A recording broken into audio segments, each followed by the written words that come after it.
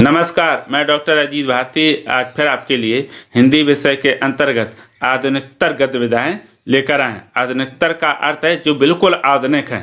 ठीक है, तो चलो फिर शुरू करते हैं।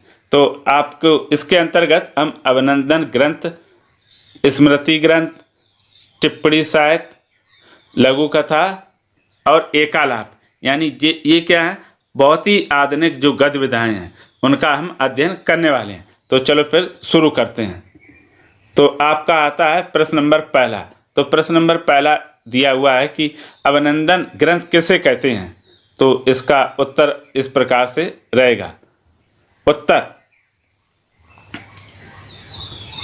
उत्तर दिया हुआ है कि किसी महान व्यक्ति के गुणों को अभिनंदन शैली में प्रस्तुत करना अभिनंदन ग्रंथ कहलाता है। यानी कहने का अर्थ यह है कि कोई महान व्यक्ति होता है, जब हम उसके गुणों को अभिनंदन शैली में प्रस्तुत करते हैं या प्रकट करते हैं तो उसी विधा को हम क्या कहते हैं, अभिनंदन ग्रंथ कहते हैं या अभिनंदन ग्रंथ कहलाता है। ठीक है, तो अगला प्रश्न, स्मृति ग्रंथ किसे कहते हैं। तो इसका उत्तर हम इस प्रकार से लिखेंगे, किसी महान व्यक्ति के गुणों की स्मृति पर आधारित भावात्मक अभिव्यक्ति को स्मृति ग्रंथ कहते हैं। कहने का मतलब ये है कि कोई महान व्यक्ति है, उसके गुणों को जब हम क्या करते हैं, स्मृति यानी याद करके भावात्मक रूप से क्या करते हैं, प्रस्तुत करते हैं या प्रकट करते हैं, तो उसे हम कहते हैं स्मृति ग्रंथ कहते हैं।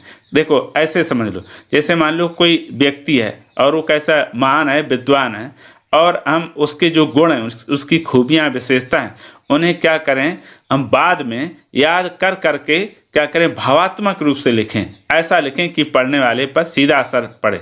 तो उसी अभिव्यक्ति को हम क्या कहते हैं, स्मृति ग्रंथ कहते हैं। यानी याद करके, रिमेंबर करके लिखे गए किसी महान व्यक्ति के गुणों को वाली रचना को स्मृति ग्रंथ कहते हैं। फिर आता है प्रश्न नंबर तीसरा, टिप्पणी साहित्य किसे कहते हैं। तो उत्तर, किसी महत्वपूर्ण व्यक्ति या घटना का उल्लेख करके उससे संबंधित अपने विचारों को टिप्पणी के रूप में प्रस्तुत करना ही क्या कहलाता है, टिप्पणी साहित्य कहलाता है। यानी कोई महत्वपूर्ण व्यक्ति है ना, उसकी घटना का उल्लेख करना, उससे संबंधित अपने विचारों को टिप्पणी के रूप में प्रस्तुत करना क्या कहलाता है, टिप्पणी साहित्य कहलाता है। अब आता है लघु कथा किसे कहते हैं।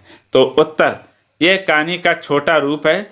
इसमें किसी घटना का छोटे शब्दों में ही चित्रण करके मर्म स्पर्शी तत्व को अभिव्यक्त करना ही लघु कहलाता है। यानी देखो, लघु कथा किसे कहते हैं, ये कहानी का छोटा रूप है। जैसे किसी घटना का थोड़े शब्दों में चित्रण करके मर्म स्पर्शी तत्व को अभिव्यक्त करना। मर्म स्पर्शी का अर्थ होता है जो घटना या कहानी, जो बात हमारे हृदय को क्या हो जाए, छू जाए, जिसका हम पर बहुत ही गहरा प्रभाव पड़े, उसे हम कहते हैं लघु कथा। कहने का मतलब ये है कि कहानी का छोटा रूप ही लघु कथा कहलाता है, जिसे कम से कम शब्दों में लिखा जा सके।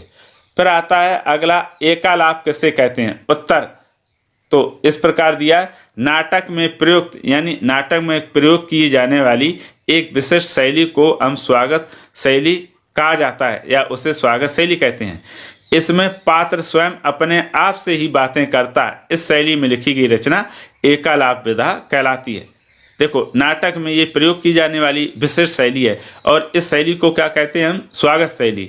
लेकिन इसमें क्या, जो पात्र या कलाकार जब स्वयं से बातें करता है तो इसी शैली में लिखने को वाली रचना को या विधा को हम क्या कहते हैं, एकालाप कहते हैं। तो ये आपके सामने हम कुछ आधुनिकतर गद्य विधाएं लेकर आए थे।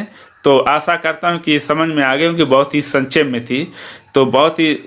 तो हमें बताइएगा ये आपको जो आधुनिकतर गद्य विधाएं हैं कैसी लगी।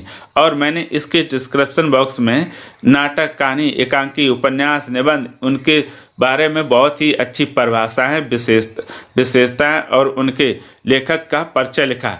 तो आप जाकर उनको भी वॉच कर सकते हैं। तो फिर आज के लिए इतना ही। अब हम फिर मिलेंगे किसी नए विषय के साथ। तब तक के लिए